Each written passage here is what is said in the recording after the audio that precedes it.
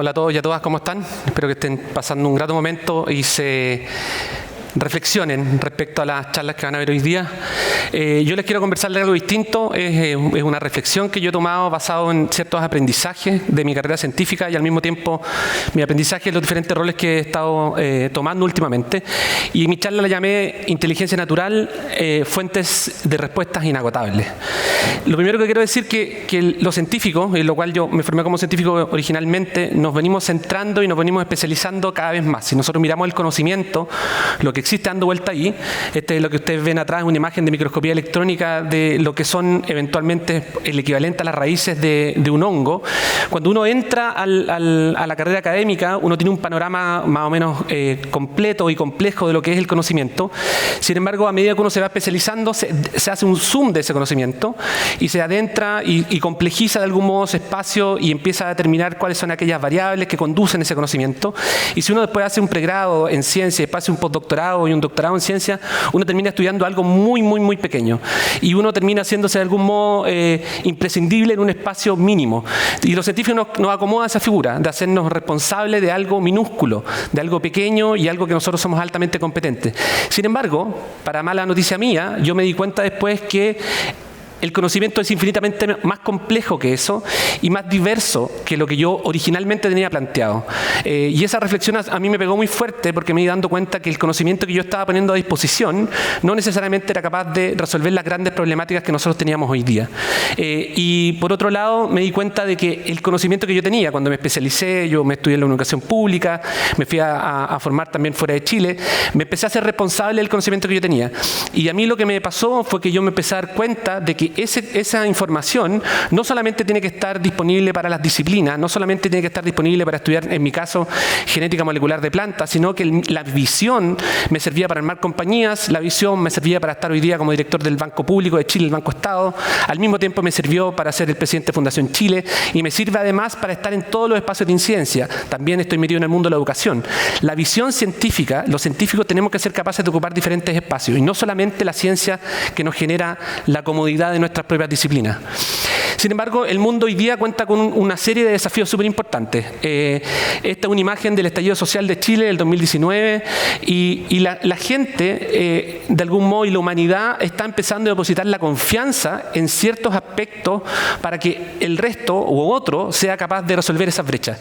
Y estos problemas son sumamente complejos. Tenemos problemas de crisis política, tenemos problemas de crisis de confianza y también tenemos problemas de crisis ambiental muy severas.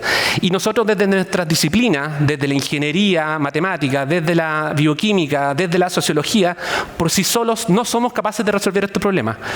Y no lo vamos a hacer si es que no somos capaces de colaborar y entender un poco cuáles son las lecciones que tenemos que tomar para poder resolver estas brechas.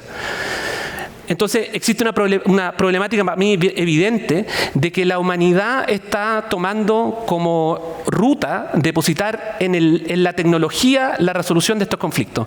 Y principalmente, como el Congreso del futuro está tomando la inteligencia artificial como un hilo conductor y depositando la confianza en la inteligencia artificial para resolver estas grandes problemáticas. La incertidumbre de la inteligencia artificial y al mismo tiempo el poder de inteligencia artificial de algún modo obnubilan la capacidad de tomar decisiones porque depositamos en esta tecnología emergente la confianza en resolver estas temáticas. A mí lo que me pasa con la inteligencia artificial, pese a que yo he trabajado en ella durante cerca de una década, no es muy distinta a la fe que tenían en Dios las personas en la Edad Media y a través de la conducción de esa entidad al cual depositamos nuestra confianza, éramos capaces de cometer las atrocidades más grandes que ha tenido la humanidad. Las cruzadas, la dominación, etcétera, etcétera. Entonces, la reflexión que yo traigo a colación es básicamente, si nosotros miramos el panorama, si miramos la inteligencia artificial con todas sus externalidades y miramos lo que yo le llamo la inteligencia natural, ¿verdad? Lo que ocurre hoy día, lo que existe antes de nosotros, ¿a quién recurrir por su capacidad transformacional? Es más transformacional la inteligencia artificial que no conocemos y que es capaz de llevarnos a resolver ciertas brechas tecnológicas per se, o detenernos a observar lo que ya existe y que ha sobrevivido sin nosotros por cerca de 3.500 millones de años. Entonces, mi respuesta a esto es que, pese a los atajos que ofrece la tecnología, acercarse a la naturaleza es una forma de poder resolver los conflictos. Y eso me pasó a mí particularmente. Yo he estado sentado en diferentes espacios de incidencia en los cuales, por más que yo quiera empujar la tecnología, la propia naturaleza había resuelto esos temas probablemente millones de años. Y nosotros queríamos resolver problemas utilizando biología sintética cuando los hongos ya habían hecho el trabajo. Queríamos inventar la fertilización de las plantas, y la autofertilización de plantas ya había ocurrido hace miles de años también. Entonces, quizás las respuestas están, pero no hemos sabido buscar aquella respuesta. Entonces, lo que yo planteo es que, en vez de tener este vértigo y este cuadro febril por las tecnologías futuras, en vez de adentrarnos en depositar la confianza en las grandes corporaciones, que son aquellas que de algún modo condicionan la conducta humana y nos están llevando hacia el lado de la adopción tecnológica casi forzada, lo mejor que podría ocurrir para una humanidad como la nuestra en un momento de crisis como esta es recurrir a nuevas fuentes de conocimiento. Y algo súper sencillo, volver a contemplar lo primario. Y cuando digo contemplar lo primario, hablo de dos cosas. Hablo de naturaleza, y voy a dar ejemplos de cómo la naturaleza ha resuelto temas que el humano, pensando en su intelecto, en su capacidad de conducción tecnológica, no es capaz de resolver y no lo va a resolver a corto plazo. Y también el respeto irrestricto y el aprendizaje a las culturas ancestrales y culturas chamánicas. Las culturas ancestrales tienen conocimiento, y las culturas chamánicas también lo tienen. Y nosotros, la ciencia moderna, lo ha despreciado porque nuestras variables, acuérdense que la ciencia moderna lo que hace es poder avanzar en la medida que somos capaces de medir y parametrizar. Hay cosas que tienen las culturas ancestrales que nosotros no podemos explicar en la ciencia moderna, pero tampoco podíamos explicar el átomo hace un tiempo atrás, tampoco podíamos explicar la célula, y tanto la célula como el átomo eran ciencia ficción para la ciencia moderna hasta que un científico fue capaz de demostrar. Entonces, negarnos a la existencia de información, negarnos a la existencia de culturas tradicionales que desarrollan ciertas prácticas porque no somos capaces de medir y parametrizar, es negar potencialmente un conocimiento que existe y que tenemos que utilizar para resolver estos conflictos. Entonces, si pensamos en la naturaleza, bajo mi mirada y la mirada de muchas personas que trabajan en diferentes ámbitos, la naturaleza contiene intrínsecamente inteligencia y es capaz de relacionarse y es capaz de vivir armónicamente y es capaz de equilibrar en armonía los diferentes componentes de parte a lo largo de toda la historia de la vida, ¿verdad? De estos 3.500 o 4.300 mil millones de años. Nosotros somos la única especie hoy día, la especie humana, que somos capaces de atentar contra el desarrollo de la propia especie, ¿verdad? Y hay en este ambiente coexisten bacterias, hongos, animales de mayor tamaño, mamíferos, insectos, y la Tierra, la biosfera, ha resuelto los temas de equilibrio ecológico sin nosotros y va a seguir sobreviviendo sin la presencia humana. Entonces, ¿dónde están los mensajes que nosotros podemos tomar? Esta es una diapo que me gusta mucho, que habla que nosotros sentamos ante el concepto de inteligencia solo donde había cerebro y solo donde había, por ejemplo, sistema nervioso. Y nos damos cuenta hoy día, con cierta humildad, ¿verdad? Porque el hombre piensa que el hombre es el único capaz de desarrollar intelecto y de tomar decisiones y aprender del entorno. Y esto es un moho, básicamente un hongo, que lo que está haciendo es buscar nutrientes y es capaz de resolver un laberinto complejo. No solamente es capaz de ir a su fuente alimenticia, sino es capaz de aprender en una segunda oportunidad, en una siguiente generación, cómo llegar a resolver en menor tiempo posible. Hay unos ejemplos maravillosos de cómo pueden replicar, por ejemplo, la estructura del metro de Tokio basado en lo mismo que hicieron los ingenieros de manera más ágil y más rápida. Esos son mohos, son organismos que para los humanos le llamamos inferiores, ¿verdad? Como la ciencia dura y la ciencia blanda, la ciencia básica y la ciencia aplicada. Acá hablamos de animales inferiores o de organismos inferiores, cosas que no lo son. Y acá hay otro ejemplo que a mí me parece maravilloso y que hoy día estamos entendiendo cosas que antes no éramos capaces de entender. La alelopatía de las plantas. Las plantas son capaces de comunicarse entre sí. Si uno tiene dos legustrinas, una frente a la otra, separadas por una vedera, y yo corto una legustrina, corto una planta, la planta es capaz de emanar compuestos aromáticos que le dice a la otra planta que está frente a un depredador, ¿verdad? La planta, ahora sabemos que hablan entre ellas. Las plantas son capaces de comunicarse y emiten sonidos.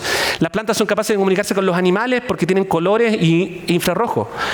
La Universidad de Tel Aviv hizo una investigación bien transformacional el año pasado donde mostró que las plantas eran capaces de emitir sonidos ultrasónicos, y son sonidos que no solamente dan cuenta de la respuesta a la planta a un estímulo, sino le pueden advertir a otra planta que la planta está pasando por un momento de estrés y que va a venir, que están en una condición de deficiencia de nutrientes o deficiencia de agua. Antes nuestras mamás, a muchos de nosotros, le cantaban a las plantas. Antes las personas, las ñañas en las comunidades le hablan a las plantas y tienen una relación afectiva con ellas. Y hoy día la ciencia moderna nos da cuenta de que efectivamente esas frecuencias, muchas de ellas tienen impacto en la producción de proteína, en la producción de biomasa. Entonces, tenemos que ser capaces de ser receptivos y entender que ese conocimiento contenido, que lleva muchos de ellos miles de años, es muy valioso más allá si nosotros lo podemos parametrizar hoy día en el 2024 o no.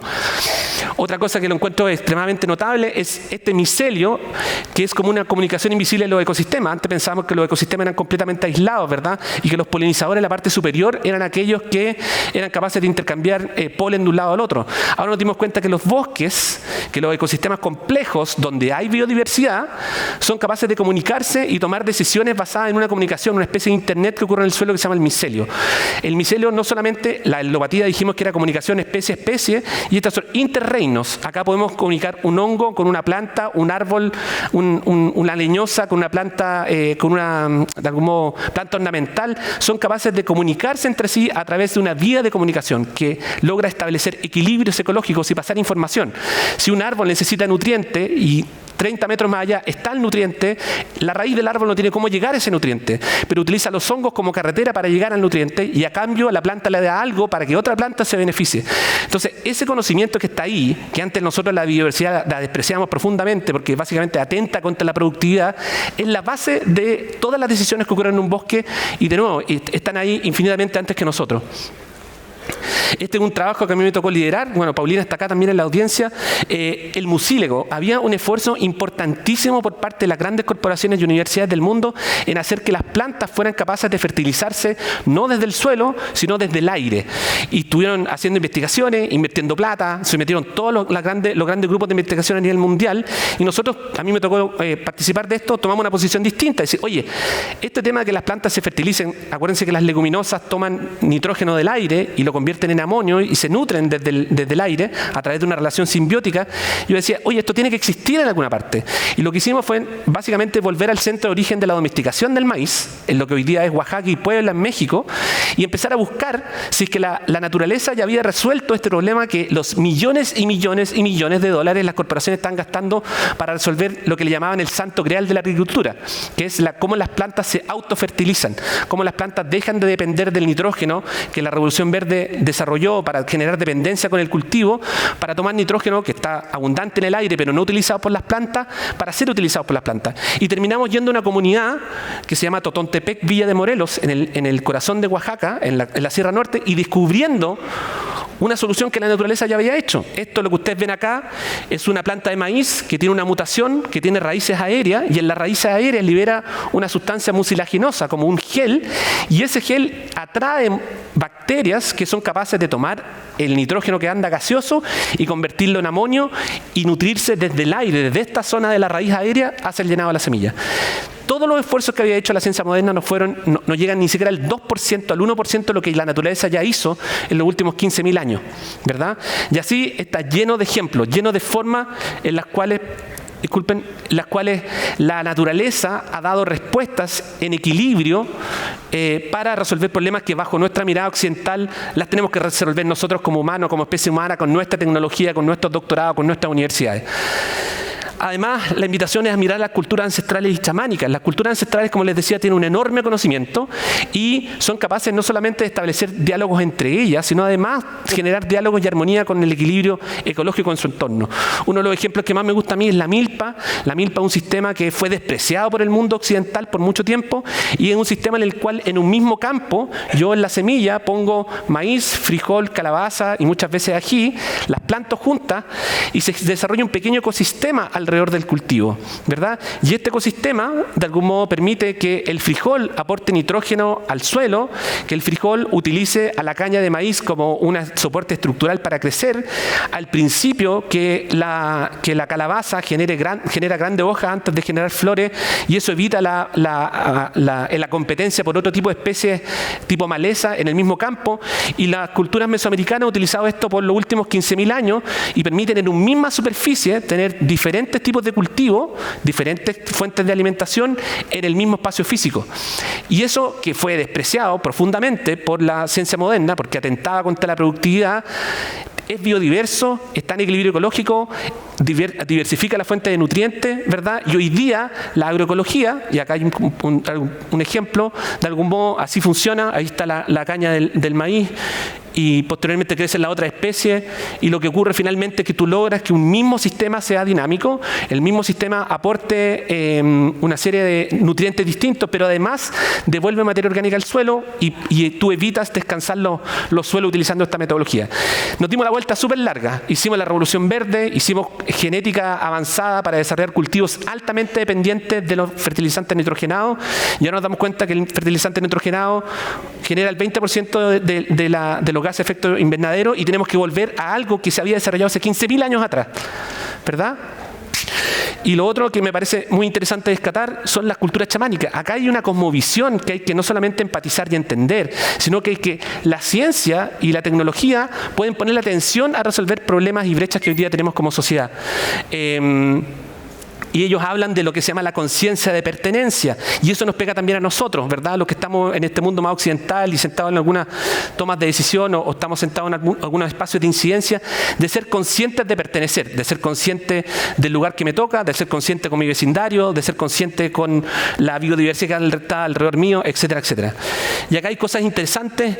Primero, las culturas chamánicas, uso medicinal y ritual de la psilocibina. Nosotros sabemos de que hay un conocimiento contenido acá. El uso de sustancias psicoactivas por parte de las comunidades indígenas les permiten conectar y entender mejor el entorno, les permiten generar mayor empatía. Y eso es algo que hay que reconocer, y Chile está en ese paso de regular ahora el uso de sustancias psicoactivas, no solamente con fines terapéuticos, sino también con otro tipo de fines, con fines de investigación científica.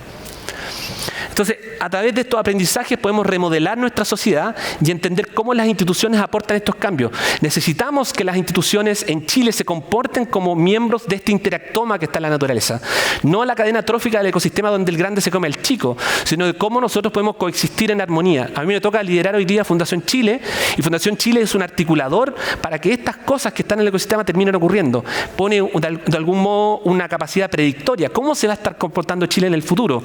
¿Cómo va a ser el trabajo del futuro? ¿Qué necesito orquestar? ¿Qué instituciones necesito convocar? ¿Qué ministerios, qué ONGs se necesitan estar en armonía para poder resolver estas brechas? Y son muy importantes que nosotros tomemos esas lecciones y las llevemos a los espacios de toma de decisión. Entonces, la conclusión para mí es súper sencilla y la quiero compartir con ustedes. Entonces, para restablecer el equilibrio natural, las cosas como han ocurrido y como las cosas siguen ocurriendo en ausencia nuestra, debemos primero ser humildes y como comunidad científica, como personas que habitamos este territorio, ser capaces de observar lo que está en nuestro entorno, ser capaces de conectar con lo que está ocurriendo en nuestro entorno. Necesitamos aprender, y para aprender tenemos que desarrollar conocimiento, y para eso tenemos que poner atención a las cosas que están ocurriendo en el ecosistema, y necesitamos empatizar con nuestras culturas ancestrales, necesitamos empatizar con nuestra agricultura familiar campesina, necesitamos empatizar con la vida que está alrededor nuestro. Entonces, en resumen, debemos desarrollar la conciencia, necesitamos desarrollar caminos para darnos cuenta de dónde estamos situados. Y finalmente, yo creo que lo que resume todo, debemos volver a ser naturaleza. Eso, muchas gracias.